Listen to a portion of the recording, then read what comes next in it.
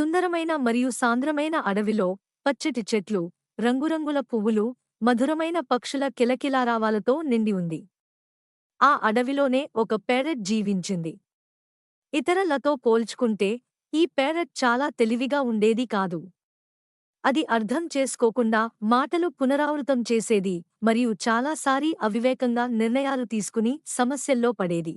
ఒకరోజు తెలివైన గుడ్లగూబ ఒక రహస్య నిధి గురించి మాట్లాడుతుండగా ప్యారెట్ విన్నది.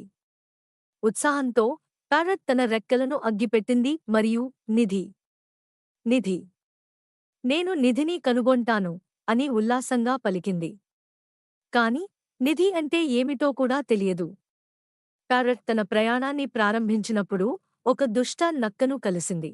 ప్యారెట్ నిధి గురించి మాట్లాడటం విని నక్క దాన్ని మోసం చేయాలని నిర్ణయించుకుంది.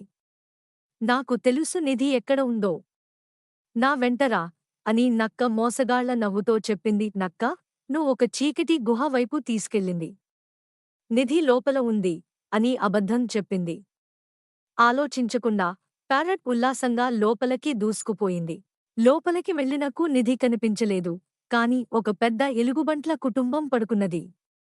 అది ఒక రాతిపై దిగిన వెంటనే తన గట్టిపాటి గొంతులో నిధి, నిధి అని అరవడం ప్రారంభించింది. ఎలుగుబంట్లు పెద్ద గర్జనతో మేల్కొన్నాయి. ప్యారెట్ తన తప్పును ఆలస్యంగా గుర్తించింది. భయంతో రెక్కలు అగ్గిపెట్టుకుంది. సహాయం, సహాయం అని అరిచింది. ప్యారెట్ వెంటనే గుహ నుండి బయటకు దూకి పారిపోయింది. దూరంలో చూస్తున్న నక్క ప్యారెట్ పరిస్థితి చూసి గట్టిగా నవ్వింది. నేను మోసం చేశాను, మూర్ఖమైన ప్యారెట్. ఓడిపోయిన ప్యారెట్ తెలివైన గుడ్లగూబ దగ్గరికి వెళ్ళింది. నిధి గుహలో లేదు అని ప్రశ్నించింది. గుడ్లగూబ చిరునవ్వుతో, అసలు నిధి అంటే జ్ఞానం, నా ప్రియమైన అని చెప్పింది. అలా మూర్ఖమైన ప్యారెట్ ఇక మూర్ఖం కాదు.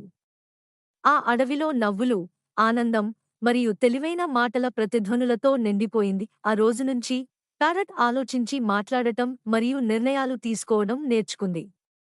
ఇంకా కొంత వెర్రిగా ఉన్నా అది మరింత తెలివిగా మారింది. చివరికి అది నిజమైన నిధిగా మారింది.